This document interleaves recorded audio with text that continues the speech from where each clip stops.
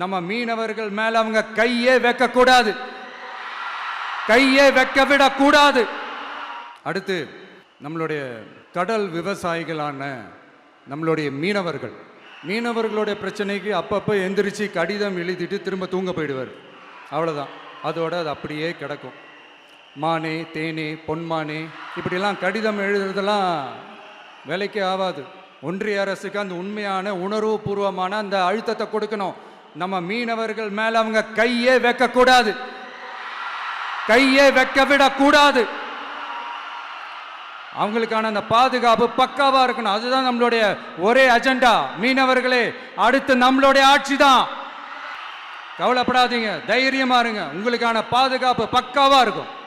இப்படி இருக்கும்போது அடுத்ததும் நாங்க தான் அப்படின்னு சிஎம் சார் சொல்லுவாங்க.